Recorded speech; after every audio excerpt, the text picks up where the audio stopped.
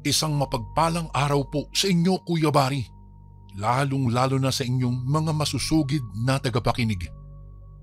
Tawagin niyo na lang po ako sa pangalang Gimo. Nais ko pong itago ang aking tunay na pagkakakilanlan para na rin sa aming pribadong pamumuhay. Naganap po ang kwentong ito taong 1987 kung saan ako ay 25 taong gulang pa lamang, Kuya Bari. Apo ako ng isang may kayang pamilya. Ang lolo ko po na papangalanan ko na lamang pong Islaw ay isa sa mga may pinakamalaking lupain sa bayan naming iyon. Napakabait po ng aking lolo Islaw, Kuya Bari. Siya ang larawan ng isang tao na kapag ka may lumapit sa kanya'y isusubo na lamang niya ay ibibigay pa niya. Ganyan po ang aking kinalakihan na pamilya. Mahal po si lolo ng aming mga taga-baryo. Sa tuwing lumalabas nga kami, Kuya Bari, ay para siyang tatakbong politiko sa dami ng kanyang mga kakilala. Sa katunayan po ay isa si lolo sa aking mga hinahangaan dahil nga sa kanyang taglay na kabutihan. Isa din siya sa aking tinitingala sa pamilya at dahil maraming ang mga taong nagmamahal sa kanya. Isang araw, isinama ako ni lolo sa isang pagtitipon sa aming bayan. Hindi po iyon basta-basta lamang simpleng pagtitipon, sapagkat pagtitipon po iyon ng mga kilalang tao. Nahihiya nga ako, Kuya Bari, sapagkat hindi naman ako sanay sa ganoong klaseng pagtitipon. Sanay lang kasi ako na palaging nasa bahay o kapag ka nagpupunta kami sa bukid na pagmamay-ari ng aking lolo.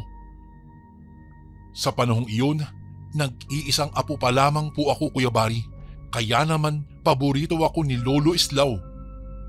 Kung kaya't kahit saan siya magpuntay, hindi niya talaga ako kinakalimutang bitbitin. Pagdating po namin sa pagtitipon na iyon, ay agad kaming sinalubong ng mga naroroon. Nakaukit ang ngiti sa kanilang mga labi habang papalapit at yumayakap kay Lolo. Ipinakilala naman ako ni Lolo nang sila'y maghiwalay. Anya, "Ay, kumpadre, si Gimo pala ang aking nag-iisang apo. Anak siya ni Anton, ang aking uniko iho." Kuya Bari, si Anton ay ang aking ama po at ang nag-iisang anak ni Lolo na lalaki. Ang mga nakababatang kapatid kasi ni Papa po ay puro babae na at lahat po sila sa panahon na iyon ay mga nag-aaral pa lamang. Narinig ko namang sinabi ng mga kausap ni Lolo na ang ganda ng aking pangalan. Bagay na ikinangiti ni Lolo na may pagmamalaki. Habang abala kami sa pakikipaghuntahan ay may isang lalaki na lumapit po kay Lolo. Mas matanda po ito kay Lolo, marahil po ay siguro 1 taon. Makikita mo sa postura nito na ito'y isang kagalang-galang na tao at halatang may sinabi rin sa buhay. Nakipagkamay naman ang aking abuelo sa matandang nakilala ko noong gabing na si Armin. Isa umano itong negosyante na may malawak na tindahan sa bayan. Kahit pa nag-uusap sila, Kuya Bari, ay mararamdaman mo ang isang malawak na espasyo sa pagitan nilang dalawa. Masyado lamang propesyonal ang aking lolo dahil kahit hindi siya komportable ay sinisikap niyang maging panatag at may pinag-aralan. Ngunit ang totoo po, wala naman talagang tinapos ang Lolo Islaw ko, Kuya Bari. Grade 6 lamang siya at hindi pa niya natapos yun. Ngunit hindi po sa pagmamayabang. Ang lolo ko po, kahit sino ang magiging kaharap niya, hindi nila iisiping grade 6 lang si Lolo. Minsan, mas magaling pa nga siyang makisama at humarap sa mga taong may totoong pinag-aralan. Naupo lamang ako sa isang sulok at hinayaan ko si Lolo na makipag-usap sa kanyang mga kakilala. Ako naman sa di kalayuan ay natatanaw ko ang matandang nagngangalang Armin kung papaano niya titigan si Lolo. Naging masaya naman ang gabi ko dahil may nakilala naman akong bagong mga kaibigan sa lipunang ginagalawan ni Lolo. Simple lang kasi akong tao, Kuya Bari. Hindi ako sanay sa magarbong pagtitipon at mga kaibigan. At dahil sa masayang gabi, nakalimutan ko na ang matanda kung papaano niya titigan ng masama ang aking lolo. Isang araw, Kuya Bari, kung saan hindi maganda ang panahon sapagkat nagbabadya ang malakas na ulan, ay nagpasya kami ni Lolo na wag na lamang pumunta sa bukid. Nasa terasa po kami noong mga panahong iyon at nag-uusap po habang humihigop kami ng kape. Noong nasa kalagitnaan na kami ng aming usapan, nang tila isa-isang pumapatak ang malalaking butil ng ulan. Ani ni Lolo, kawawa naman daw umano ang mga trabahante sa aming bukid dahil baka nabasa na ang mga iyon ng ulan. Nasa ganung kaming pag-uusap nang tila mahilo si Lolo. Agad ko namang siyang dinaluhan para alalayan dahil muntikan na siyang matumba. Tinawag ko nga ang mga taga-silbi para ako'y tulungan nila at dali-dali namang silang tumugon. Nakita ko naman ang aking tatay na tumatakbo papalapit sa amin at mababaka sa mukha nito ang pag-aalala. Si nanay naman noon ay nagdadalang tao at muntikang pang madulas sa sobrang kaba dahil nga po sa nangyari sa aking lolo. Agad po naming pinatawag ang doktor ng aming pamilya. At hindi naman nagtagal ay agad ding naman dumating ito. Sinuri niya kaagad si Lolo. Kami naman na nasa labas ay naghihintay lamang. Naririnig pa nga namin sa labas ang tinatanong ng doktor kay Lolo na kung ano ang kanyang mga aktibidad sa araw-araw. Sinabi naman ni Lolo na madalas kami sa bukid at hindi naman si Lolo masyadong kumakain ng karne. Ipinagtaka din umano ng doktor kung bakit putlang-putla si Lolo, gayong maayos naman ang kanyang blood pressure. Sinabihan siya ni doktor na mainam kung magpalaboratorio daw si Lolo para mas makasiguro at bagay namang sinang-ayunan ni Lolo. Hindi naman nagtagal ay nagpaalam na po ang doktor at ipinaliwanag kay Papa ang dapat naming gawin, bagay na tinandaan naman ng aking ama. Habang nag-uusap sila'y pumasok ako sa silid ni Lolo at siya'y kinamusta ko. Marahil ay nababakas niya sa aking mukha ang pag-aalala, ay natawa lamang si Lolo at sinabing wala daw akong dapat ipag-alala. Sabi niya sa akin, matagal pa daw umano siyang kukunin ng langit sapagkat marami pa daw siyang misyon. Tanging pagngiti na lamang ang aking iginanti sa kanya. Kuya Bari, nagtungo nga kami sa isang pribadong ospital doon po sa amin at sinuri doon ang lahat-lahat ng dapat suriin kay Lolo. Nang matapos na ay hinintay naman namin ang mga resulta bago dinala sa doktor ng pamilya. Nagkamayan pa nga sila pagdating doon at natuwa naman ang doktor at maging kami po dahil sa maayos lahat ng resulta na ginawa sa pagsusuri kay Lolo. Kaya wag na daw kaming mag-alala pa dahil malusog na malusog ang aming Lolo, bagay na aming ikinatuwa naman. Ngunit ang aming pinagtataka, Kuya Bari, na sa tuwing sumasapit ang 6:00 ng gabi ay palaging nahihilo si Lolo. Muli naming tinawag ang doktor at sinuring muli si Lolo, ngunit ganun pa rin naman ang resulta. Maayos na maayos si Lolo. Ngunit lumilipas ang mga araw na napapansin na namin kay Lolo ang pagbagsak ng kanyang katawan at palagi na lamang siyang nakahiga sa kanyang silid. Hindi na nga naming nagagawang magpunta sa bukid dahil sa kanyang kalagayan. Hindi nagtagal, dumalaw ang mga kaibigan ni Lolo sa kanya na ikinatuwa ko naman. Lahat ng mga kaibigan po ni Lolo na nakita ko sa pagtitipon noon ay may kanya-kanya silang pasalubong noong sila'y dumalaw. Ngunit sa lahat ng dumalaw, Kuya Bari, ay itong si Armin lang ang walang daladala na kahit ano maliban sa kanyang sarili. Sa amin po ay ayos lamang iyon. Ang mahalaga ay dumalaw siya at kinumusta niya ang aking abuelo. Matagal po silang nag-usap at sinabi niya sa aking lolo na wag itong mag-alala't gagaling din daw umano si lolo. Isang oras din siyang namalagi sa bahay hanggang sa nagpasya na siyang magpaalam. Hinatid namin siya sa pintuan nang makita namin ang mga trabahante sa aming bukid na paparating. Binati pa nga ng mga ito si Ginoong Armin, ngunit dinaanan lamang sila na kanila namang ipinagkibit balikat.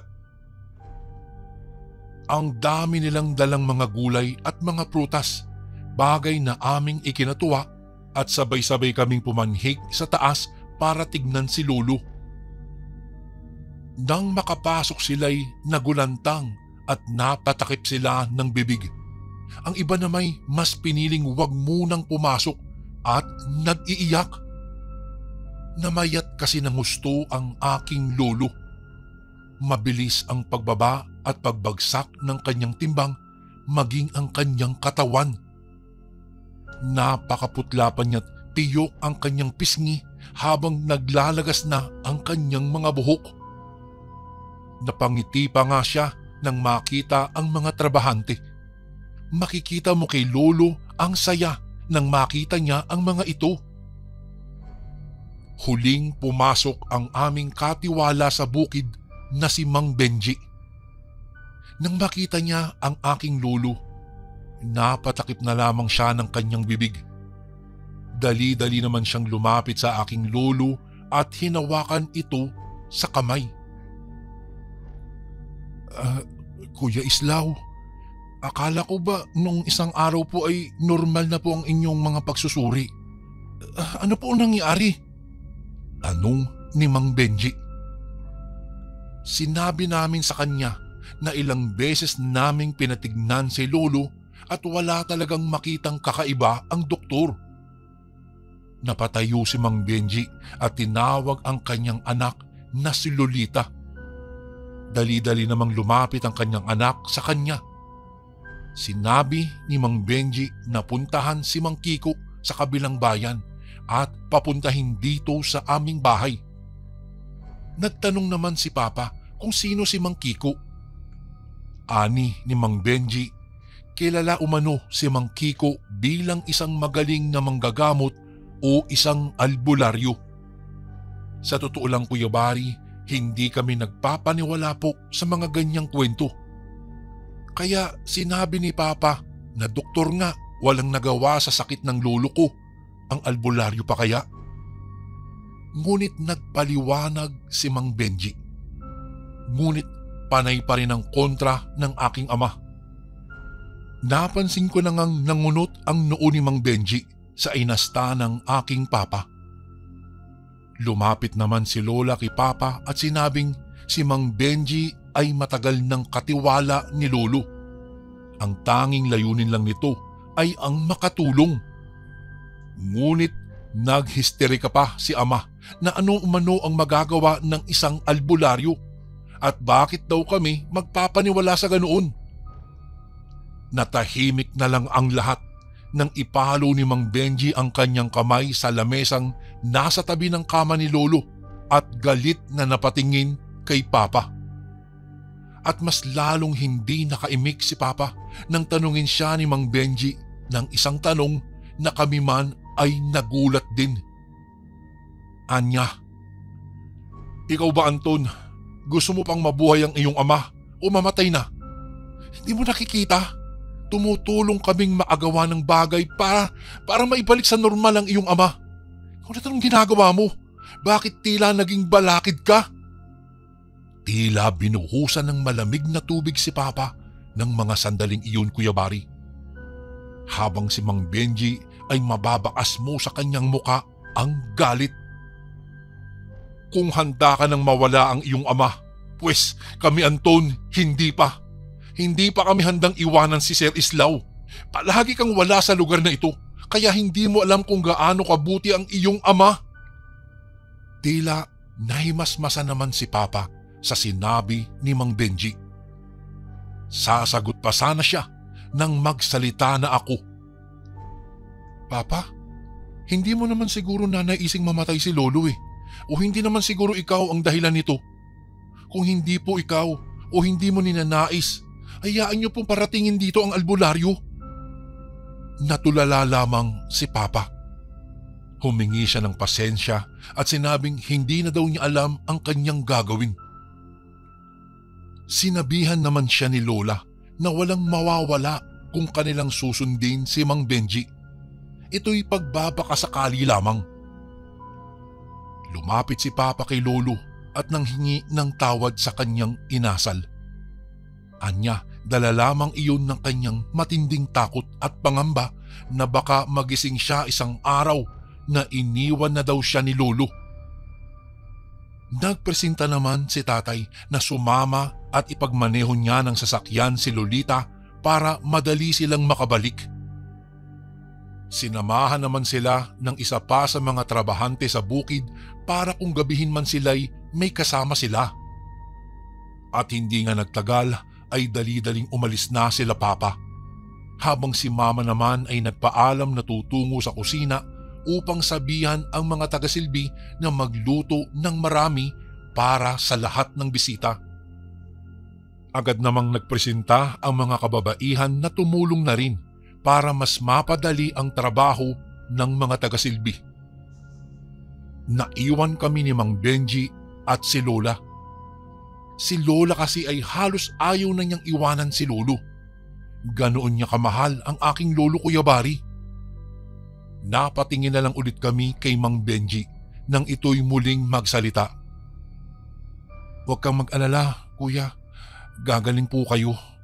Marami pa tayong taon na pagsasamahan. Gagamutin po kayo ni Mang Kiko. Magtiwala po kayo at magdasal dahil wala pong imposible sa Panginoon. Napangiti naman ang aking lolo at nagpasalamat kay Mang Benji. Sa totoo lang, Kuya Bari, si lolo ko po ay nanatiling tapat sa kanyang pananampalataya sa Diyos. Sila po ni Lola. Lagi po nilang sinasabi sa akin na kapag kami lang dalawa sa silid na ito, na ang Diyos daw ay hindi bingi sa lahat ng mga hinaing ng anak niyang nagtitiwala sa Kanya. Anya pa, kahit anong pagsubok daw ay huwag magtatanim ng sama ng loob sa Panginoon. Bagkus, magpasalamat ka pa rin. Sapagkat hindi naman niya ipagkakaloob ang mga pagsubok kung alam niyang hindi mo ito kakayanin. Nasa ganoong kaming pag-uusap nang dumating na sila Papa, kasama si Lolita at ang albularyo na si Mang Kiko. Kuya Bari, may katandaan na si Mang Kiko. Sa wari ko po'y mga nasa 85 na hanggang 90 po ang gulang niya. Nasa pintuan pa lamang po siya ay pailing-iling na po itong si Mang Kiko. Nilapag niya ang kanyang mga gamit saka lumapit kay Mang Benji at kinamayan ito. Napatingin naman siya sa aking lolo at tinanong ito kung may natatandaan ba siyang nakaaway o nakasamaan ng loob. Sinagot naman siya ni lolo na wala siyang matandaan. Nagsalita si Mang Benji na malabong magkaroon ng kaaway o kasamaan ng loob si lolo dahil napakabuting tao nito. Napatango naman si Mang Kiko at nagwikang, "Kung hindi kagalit ay maaaring inggit. Inggit ang naging bunga ng pananakit na ito." Wala kaming maunawaan, Kuya Bari. Sinabi ni Mang Kiko na ipaghanda daw siya ng palanggana na mayroong lamang tubig. Agad namang nag-utos ang aking lola na magdala ng plangganang may tubig sa silid ni lolo. Naupo si Mang Kiko sa tabi ni lolo at hinawakan ang palapulsuhan nito. Tila ba pinapakinggan nito ang bawat pintig ng pulso ni lolo. Napailing si Mang Kiko at sinabi sa aming kuyabari na mainam at ipinatawag daw siya kaagad. Dahil kung hindi ay maaaring ikasawi daw ni lolo ang nangyari sa kanya. Kinukulam. Opo, kinukulam si lolo, Kuya Bari. Marahil malaki ang inggit ng gumawa nito sa kanya. Hindi naman umano malakas ang kulam na ginawa, ngunit kung hindi maaagapan ay maaaring ikamatay daw ito ni lolo. Anya pa, kilala lang namin o kilalang kilala daw ni lolo ang gumawa nito sa kanya. Agad namang sinimula ni Mang Kiko ang mga dapat gawin. Pinalabas niya ang mga tao at kabilang na ako doon. Ang tanging naiwan lamang sa loob ay ang aking lola, ang isang trahabante namin sa bukid at si Mang Benji. Pinalabas si Mama dahil hindi siya pwede sa loob sapagkat ito ay nagdadalang tao. At di ko lang alam bakit pati si Papa ay pinalabas rin. Napalingon ako sa bintana. Napakaliwanag po ng buwan. Ang sinag nito'y walang kasing ganda na para bang may isang dalagang mayuming nakangiti. Nasa ganoong akong tagpo nang marinig namin ang biglang sigaw ni lolo na tila ba nahihirapan siya. Gusto ko sanang pumasok ngunit pinigilan ako ni Lolita. Napatingin lamang ako sa kanya habang siya'y walang emosyong nakatitig din sa akin at napapailing. Muli kaming napatingin sa nakasaradong pintuan ni lolo. Naririnig namin ang sigaw niya at ni Mang Kiko na tila pinipilit niyang magsalita si lolo kung sino siya. Gusto ko na talagang pumasok, Kuya Bari, dahil tila ba pinapahirapan si lolo. Muli akong pinigilan ni Lolita at sa mga sandaling iyon ay matapang na ang mga titig niya sa akin. Anya, huwag ko na raw gawin ang aking kagustuhan. Kung gusto ko pa raw mabuhay si lolo ay manatili lamang ako dito sa labas at maghintay. Kuya Bari, wala akong maintindihan sa mga sinasabi ni Lolita, kaya tinitigan ko siya na para bang nagtatanong. Anya, mahina umano ang aking pananampalataya. Ang pamilyang pinalalabas ni Mang Kiko ay ang mga taong may mahinang pananampalataya. Ayaw na ayaw daw ni Mang Kiko na may mga taong hindi buo ang tiwala sa kanya sa loob dahil maaari daw nitong makontra ang kanyang kapangyarihan na maaaring ikapahamak ng aking lolo. Medyo natamaan kami ni Papa dahil sa sinabi ni Lolita na wala kasi kayong tiwala sa albularyo kaya pinalabas kayo at ang hindi ninyo pagtitiwala na gagaling ang inyong lolo ay para na ring hindi ninyo pinagkakatiwalaan ang Panginoon.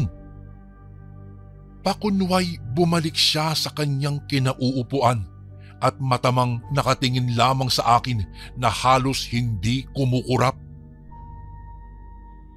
Muli kaming napatingin sa pintuan nang marinig naming biglang sumigaw si Mang Kiko at sinasabing lubayan ng aking lolo at tanggalin na ang lahat-lahat ng kanyang itinanim.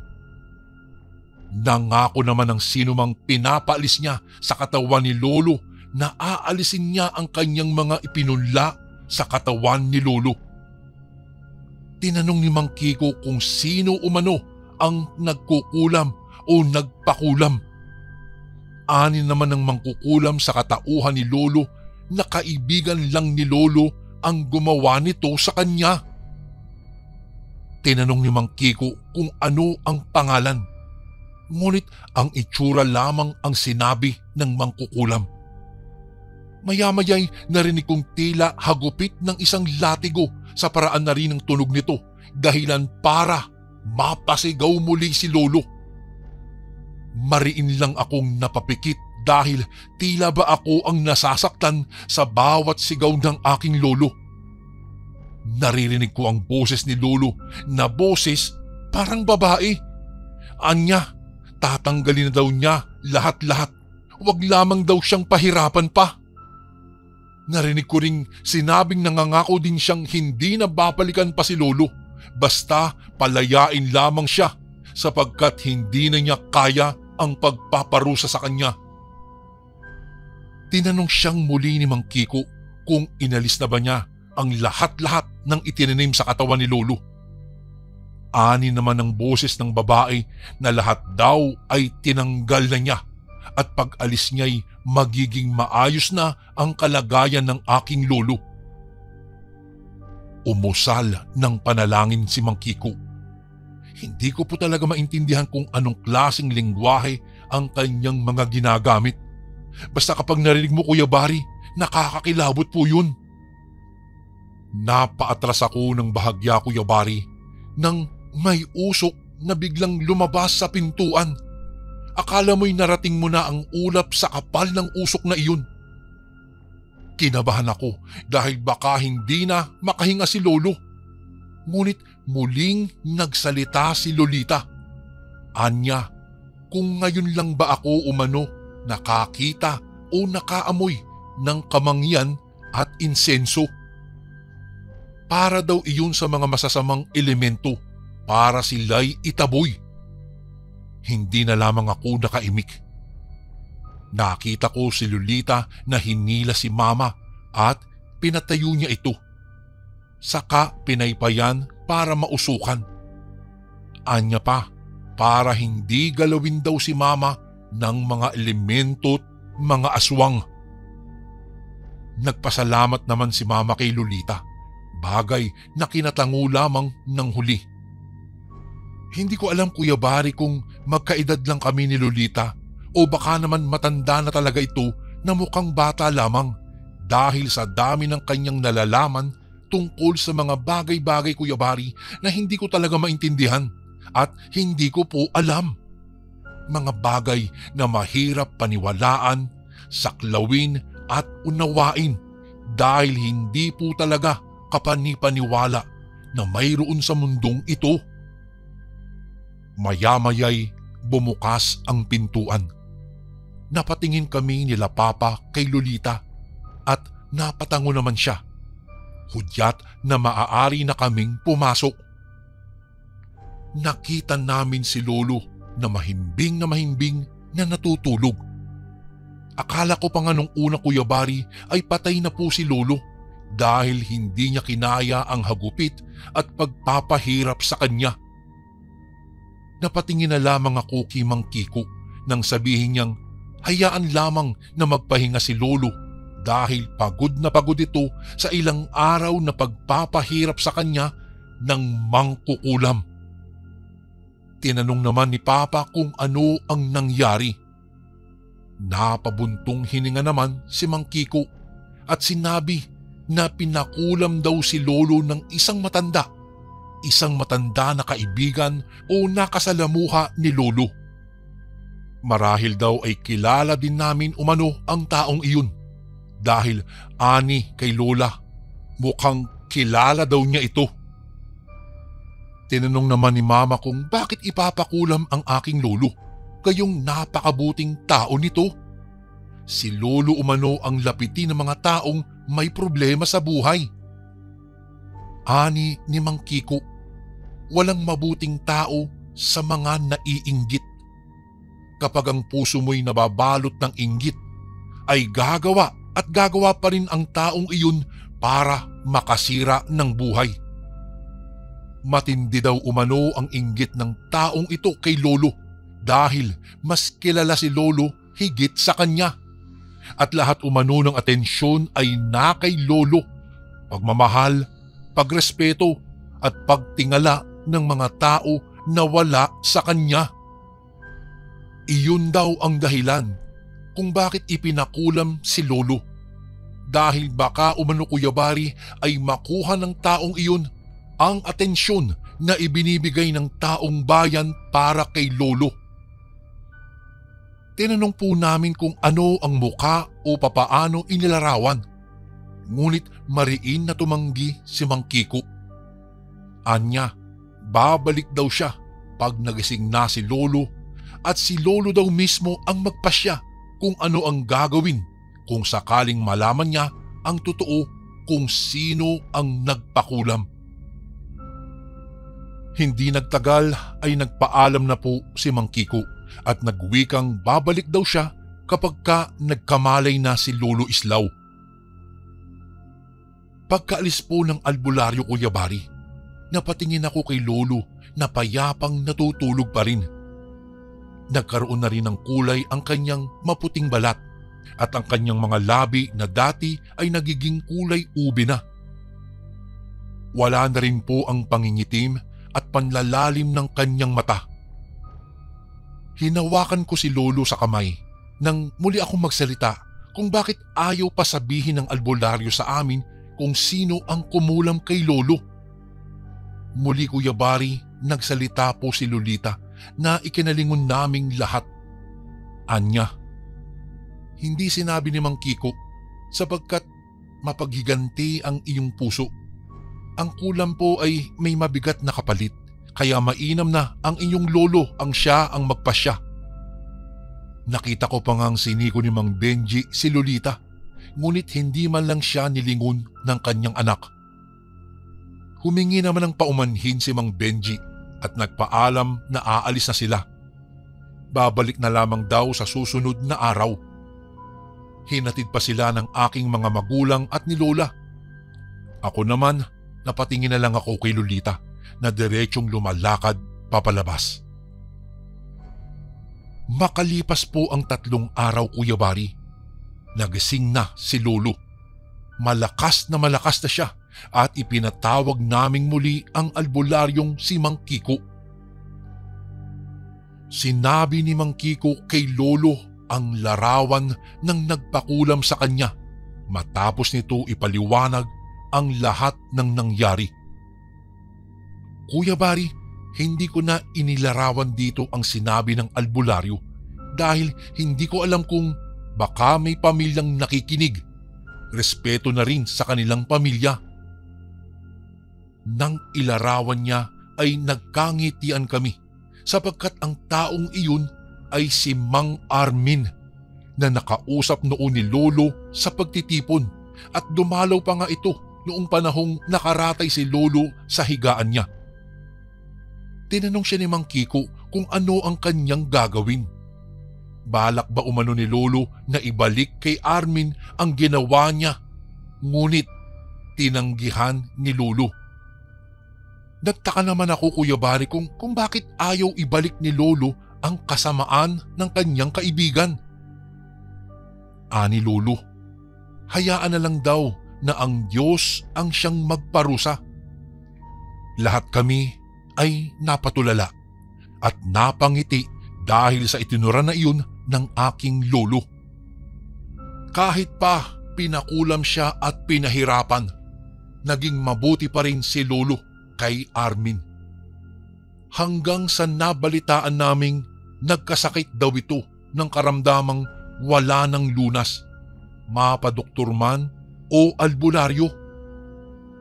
Sa kabutihan ni Lolo, dinalaw pa siya nito at humingi ito ng tawad na hindi naman ipinagkait ni Lolo sa kanya. At sa lumipas ang buwan, nabalitaan naming namatay na ito na ikinalungkot naman ng aking lolo. Buhat noong namatay si Lolo sa taong 1975, kami ay nasa Canada na kasama ang aking pamilya. 1 taong lamang ang pagitan. Sumunod naman ang aking lola dahil sa lungkot. Kaya nagpasya kaming umalis na ng Pilipinas at dito na rin ako nakapangasawa. Narating ko po ang lugar na ito. Baon ang mga paalala ni Lolo sa akin na manatiling maging mabuting tao at laging magtiwala sa Poong May Kapal. Tunay nga Kuya Bari, kapag ka sinuklian mo ng kabutihan ang kasamaan ng iba, ay triple po ang balik nito sa iyo. Kuya Bari, hanggang dito na lang po ang aking kwento. Salamat po kung sakaling maitampok mo itong aking liham. Mabuhay po ang lahat ng bumubuo ng inyong channel. Ang Diyos ay sumasa inyo. Lubos na gumagalang Gimo. Ito naman po ang ating pangalawang kwento. Hello po mga kasundo, ito po si Kuya Bari. Ang kwento po natin ngayon ay tungkol sa isang manliligaw na aswang. Ito na po ang kwento. Magandang araw po sa inyo Kuya Bari at sa libu-libong tagapakinig sa channel mo. Ako nga pala si Ashley. Nakahiligan ko ang pakikinig sa mga horror channels dahil sa mga kaibigan ko. Sila din po ang nag-udyok sa akin na ibahagi ang karanasan ng mga magulang ko. Ipinanganak at lumaki si Mama sa Laguna. Maganda ang mama ko noong kadalagahan niya. Palagi siyang kinukuha sa mga sagala para maging Reyna Elena. Dito rin niya nakilala ang isang binatang naging masugid niyang manliligaw. Magkaklase naman sa elementarya si Mama at Papa. Palagi daw siyang inaasar noon ni Papa na siya daw ay anak ng engkanto dahil sa kaputian ng kutis niya at brown na kulay ng kanyang buhok. Inis na inis daw siya noon kay Papa dahil nga napakalakas nitong mang-asar. Nang matapos sila sa elementarya ay magkaibang paaralan ng high school na ang kanilang pinasukan. Taong 1979, nakilala ni Mama si Benjamin. Naging konsorte niya ito sa isang sagala at naging masugid niyang manliligaw. Magandang lalaki daw si Benjamin at kahit sino yatang babae ang ligawan nito ay tiyak na mapapasagot. Mabait at magalang sa mga magulang niya ang binata kaya naman unti-unti nang nahuhulog ang loob niya rito. Nang ikasal ang matalik na kaibigan ni Mama, inimbita siya at doon ay muli silang nagkita ni Papa. Noong una ay halos hindi niya nakilala si Papa dahil sa laki ng ipinagbago nito. Naging makisig at pino kung kumilos. Malayong malayo sa dati nitong ugali. Nang araw na iyon ay hindi na humiwalay si Papa sa kanya. Todo asikaso ito at panay ang pagtitig. Bagay na nagbigay ng pagkailang kay Mama. Bago sila umuwi ay kinausap siya ni Papa at tinanong kung maaari ba siyang dalawin sa kanila. Napaismid si Mama noon at sinabing wala namang siyang sakit para dalawin. Ngiti lang ang sinagot ni Papa saka nagpaalam. Nang sumunod na araw, habang iniistima ni Mama si Benjamin ay dumating si Papa na may dalang bugkos ng bulaklak. Maayos na maayos ang suot na puting polo at brown slacks. Alam na ni Mama na umaakyat din ito ng ligaw sa kanya. Inanyayahan niya itong umupo at ipinakilala kay Benjamin. Nahalata ni Mama na naiilang si Papa dahil panay ang punas nito ng pawis sa noo at panay ang pag-uga ng magkabilang binti. Halos walang umiimik sa kanilang tatlo hanggang sa magpaalam na si Benjamin. Babalik na lang daw ito sa susunod na araw at may aasikasuhin daw siya. Halata sa itsura ng binata ang pagkainis kaya humingi ng pasensya si Mama. Tumango lang ito at ngumiti saka nagpaalam sa mga magulang ni Mama. Nang makaalis ang binata ay hinarap niya si Papa. Tinanong kung ano ang sadya nito. Utal-utal na sumagot si Papa na umaakyat daw siya ng ligaw. Naging matyaga si Papa sa panunuyo niya. Isang gabing papauwi sila Mama at Lola galing sa kaarawan ng isang kamag-anak. hinarang ng 3 kalalakihan ang tricycle na sinasakyan nila at pilit silang pinabababa. Nang makita ng mga lalaki si Mama ay ngumisi ang mga ito at sinabing maiiwan siya. Biglang hinablot ng isang lalaki sa braso si Mama. Hindi siya makapalag dahil may baril ang mga ito. Todo pakiusap naman noon si Lola na huwag silang sasaktan at kunin na lang ang pera at mga alas nila, ngunit tumanggi ang mga lalaki. Noong akmang kakaladkarin na papalayo si Mama ng 3 lalaki, ay biglang may isang malaking aso ang mabilis na tumakbo papalapit sa mga ito at isa-isang pinagkakagat sa iba't ibang parte ng katawan ang mga lalaki. Galit na galit ang aso na tumutulo pa ang malapot na laway nito sa bibig. Sinubukang barilin ng mga lalaki ang aso, ngunit parang hindi ito tinatablan. Bukod doon ay hirap na hirap silang asintahin maigi ang hayop. Maya-maya pa may dumating na namang isang malaking aso. Halos wala ng balahibo ang buong katawan nito at mas malaki kaysa sa nauna. Nakaramdam na ng takot si Mama at Lola. Nang mga oras na iyon ay hindi pa rin binibitiwan si Mama ng lalaking nakahawak sa kanya sa braso. Nang magkasabay na sumugod ang 2 aso, naagat nito sa binti ang nakahawak kay Mama, kaya nakahulagpos siya at nakatakbo kay Lola. Habang abala sa pagtatanggol sa sarili ang mga lalaki, ay dahan-dahang humakbang papalayo sila Mama. At nang makahanap ng pagkakataon, ay mabilis silang tumakbo papalayo. Nang makakita sila ng mga lalaking nagiinuman sa bakuran ng isang bahay, ay lumapit sila dito at humingi sila ng tulong. Agad naman silang tinulungan at tinanong kung taga saan sila. Hinatid sila ng mga lalaking tumulong sa kanila sa bahay. Tiyempo naman na naroroon si Papa na naghihintay. Nang makitang umiiyak si Mama, ay nag-alala siya at tinanong kung ano ang nangyari. Hindi umimik si Mama at dire-diretsyong pumasok sa loob ng bahay. Bago ko po ipagpatuloy ang kwentong ito ay may request sana ako sa iyo kasundo. Isang pindot lang ito kasundo sa subscribe button namin. Malaking tulong po ito sa aming kasundo upang mapagpatuloy pa namin ang mas marami pang magagandang kwento. Salamat sa pag-subscribe mo, bagong kasundo. Sumalubong naman si Lolo at nagtanong din kung ano ang nangyari. Kung kaya't ikinuwento ni Lola ang buong pangyayari at ganoon na lang ang galit ni Lolo Kuyabari. Isang PC po pala o Philippine Constabulary ang kapatid ni Lolo, kaya lumapit sila dito upang madakip kaagad ang mga lalaking humarang sa kanila. Lumipas ang 1 linggo. Hindi na nagpakita o dumalaw man lang sa bahay nila Mama si Benjamin.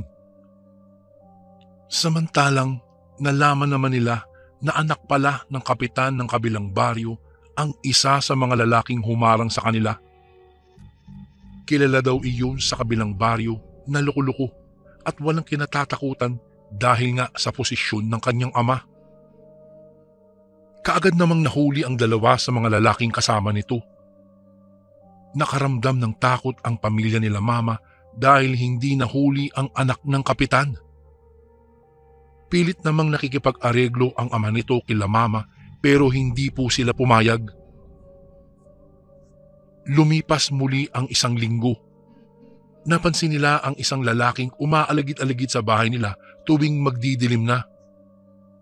Hanggang sa isang gabi, habang nakikipagkwentuhan si Mama kay Papa, ay bigla silang nakarinig ng mga putok ng baril kaya mabilis silang nagsidapa.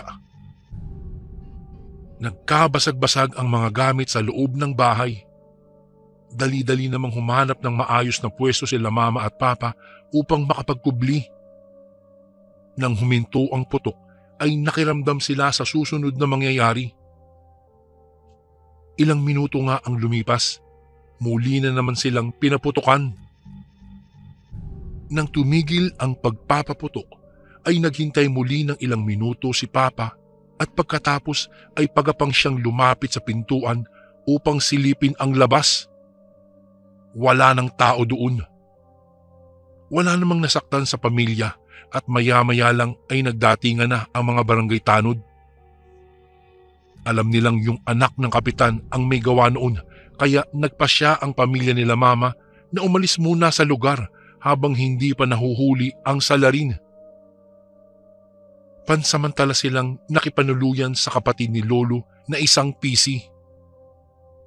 May kalayuan ang lugar ng kapatid ni Lolo pero nagagawa pa ring dalawin ni Papa si Mama doon upang palakasin ang kanyang loob. Dito na unti-unting nahulog ang loob ni Mama kay Papa dahil sa matyaga nitong panunuyo sa kanya. Lumipas ang 2 linggo. Gulat na gulat si Mama sa ibinalita ng kanyang tiyuhin. Patay na daw ang anak ng kapitan. Natagpuan daw ito sa gitnang bukid na punong-puno ng sugat ang buong katawan at halos maubos na ang dugo. Para daw itong nilapa ng isang mabangis na hayop. Pakiramdam ni Mama noon ay nahugutan siya ng tinik sa dibdib. Nang makabalik sila sa kanilang tahanan, ay kalat na sa lugar ang balitang isang aswang ang pumatay sa anak ng kapitan.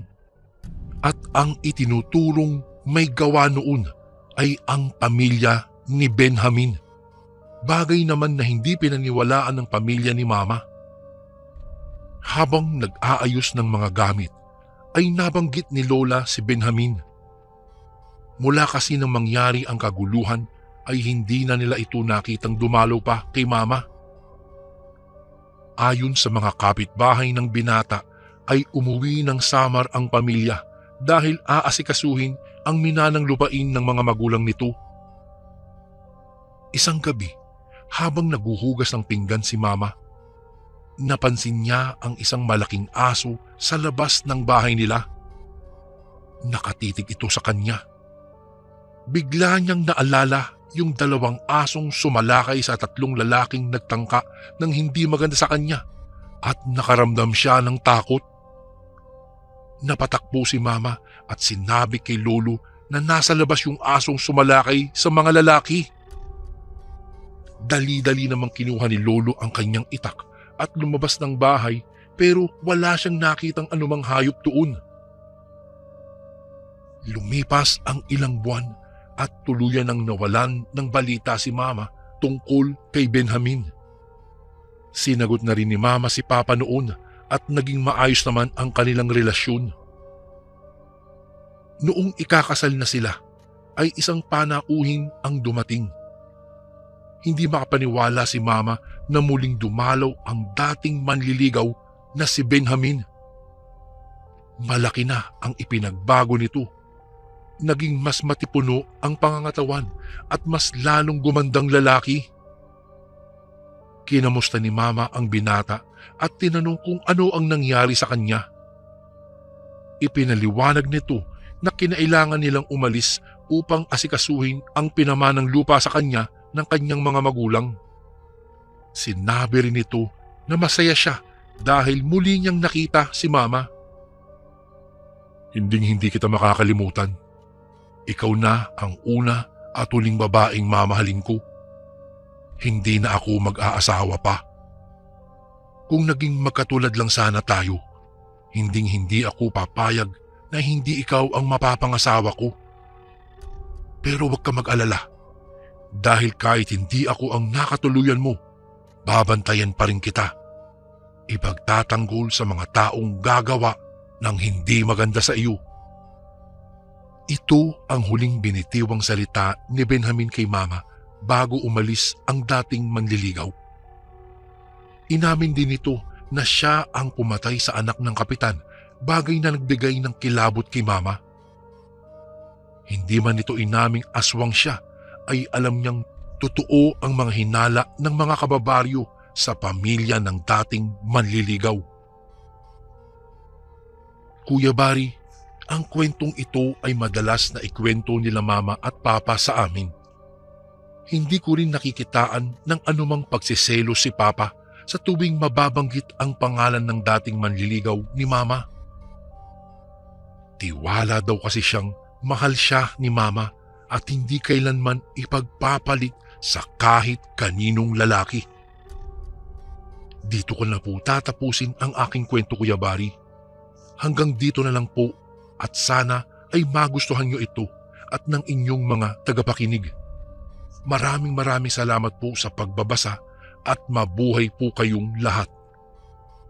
God bless po sa lahat ng nakikinig ngayon, lalong-lalo na sa lahat ng mga OFW. Paki-shoutout nga po ang Pamilya Reyes dyan sa Dagupan City. Lubos na gumagalang, Ashley. At ito naman po ang ating pangatlong kwento. Kapag lumalabas ako sa gabi, palagi kong baon ang buntot ng pagi na bigay sa akin ng aking pinsan. Anya, iyon ang higit na kinatatakutan ng mga aswang, partikular na ang mga matatandang aswang na lumalabas lamang kapag nakakakita ng kanilang nais hawahan ng pagkaaswang o mayanggaw. Kaya naman, halos hindi ko inihihiwalay ang nasabing pangontra sa takot na baka makita ako ng nasabing mga nilalang sa labas at mapagkatuwaan pang gawing aswang. Nadala na kasi ako sa nangyari sa aking tiya na noon ay mahilig gumala sa gabi. Wala pa kasi silang telebisyon noon kaya madalas itong magtungo sa bahay ng kanyang kaibigan sa kabilang bukiran. Matapang ang aking tiya at hindi natatakot sa dilim. Palagi itong may sukbit na itak kapag naglalakad at mahilig pang lumabas ng nag-iisa. Hindi niya inaasahan ang isang lalaki na sumabay sa kanyang paglalakad at basta na lang siyang hinila sa dilim hanggang sa may pilit itong ipakain sa kanyang bato.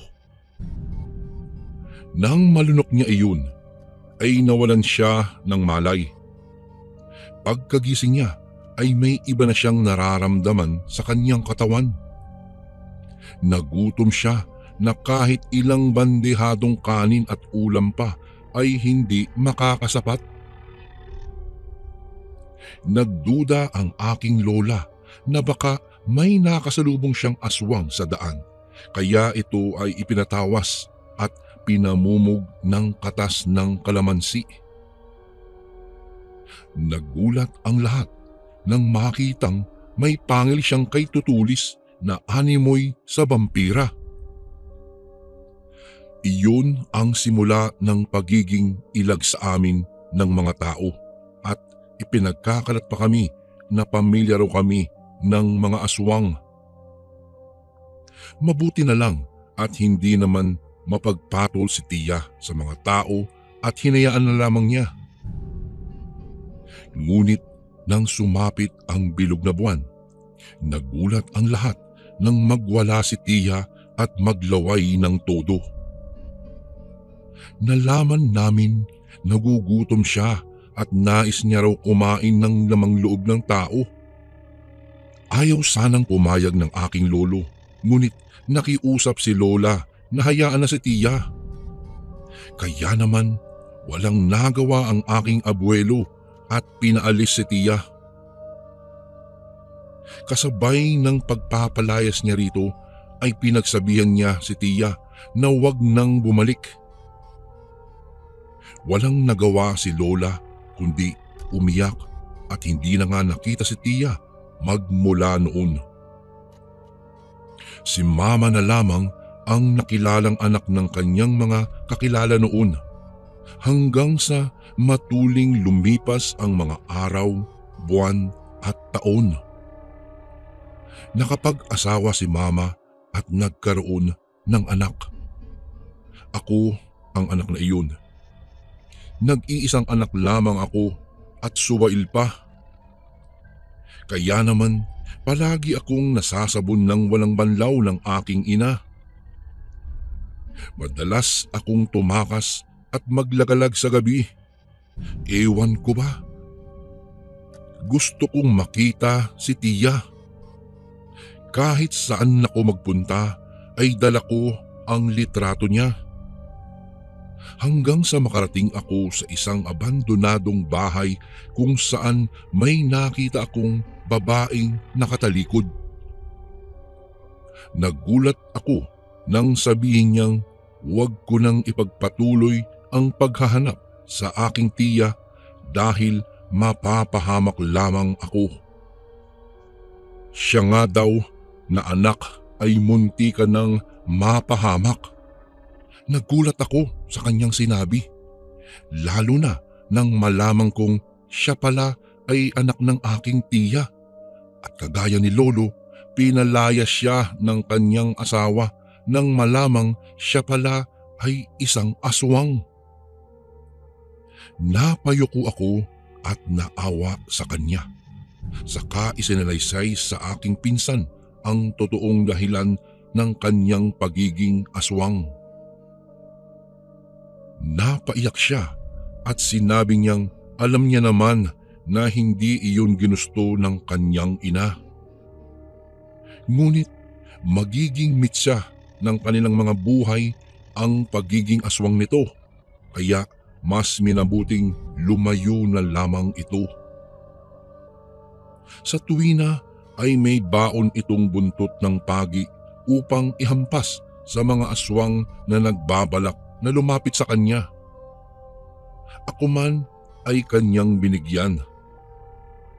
Kaya ngayon, heto at palagi kong baon ang ibinigay niya sa akin at hindi ko inihiwalay sa aking bag. Bago ko po ipagpatuloy ang kwentong ito ay may request sana ako sa iyo kasundo. Isang pindot lang ito kasundo sa subscribe button namin.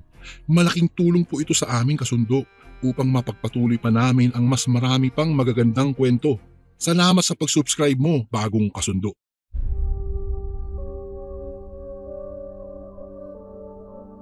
Kagaya ngayon, papunta lang naman ako sa isang bar at nais ko lang magpalamig. Nag-away na naman kasi kami ng mama kanina. Ipinilit niyang layuan ko ang aking nobya dahil hindi niya raw ito gusto. Nalungkot ako at nagalit sabay alis. Ni hindi niya ako napigilan nang pinaharurot ko ang kotse papalayo. Pagkarating ko sa bar, nahagip ng aking tingin ang isang babae. Nakangiti ito at malanding nakatingin sa akin. Lumapit siya at may inabot sa akin na isang inumin. Lover boy, ang tawag niya sa akin na ikinangisi ko. Ngumisi ako at tinitigan ang dala niya. Mukhang may iba siyang inilagay. Hindi niyo na itatanong, lagi akong handa. Mayroon akong kalamansi palagi sa aking bag. Dinukot ko iyon, iyong isang piraso ng kalamansi at ipiniga ko iyon sa inumin.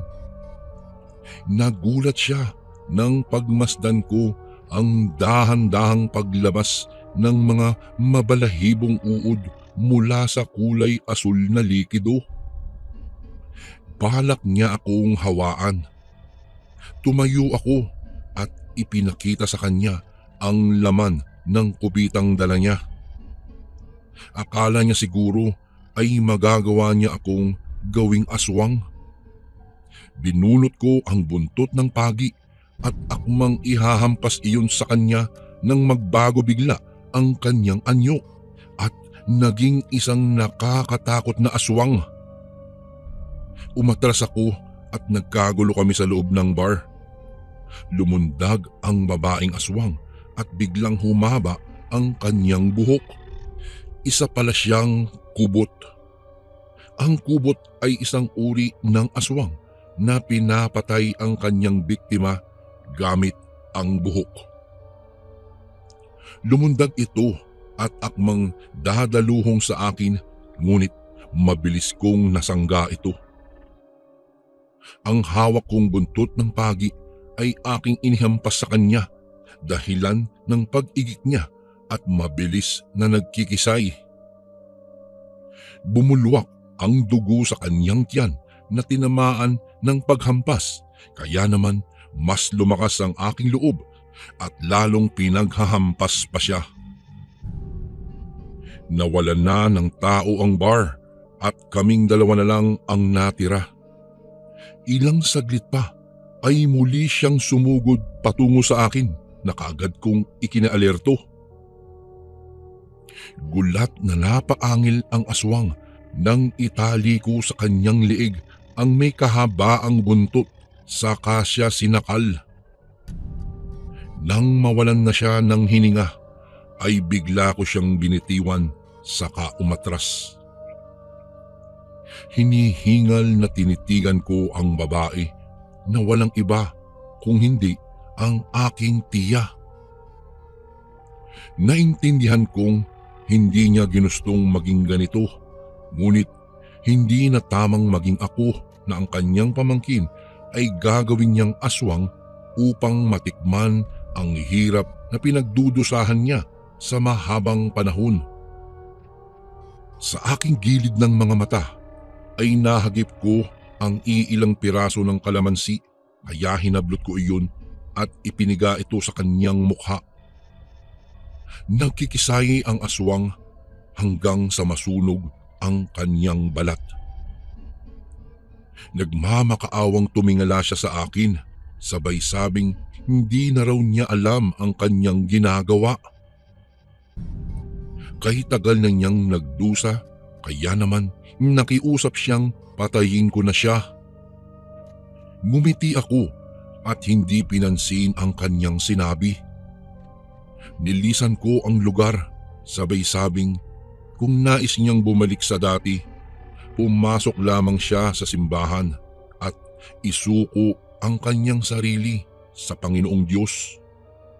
At kung hindi naman siya papayag, ay laging may kalamansi at buntot ng pagi na nakatakdang pumarusa sa malahalimaw niyang anyo.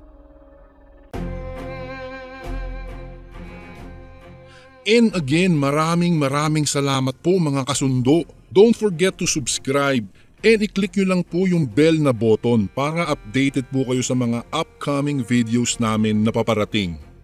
Maraming salamat po ulit. God bless and ingat po lagi dyan. Ito po si Kuya Bari at ako ang Sundo.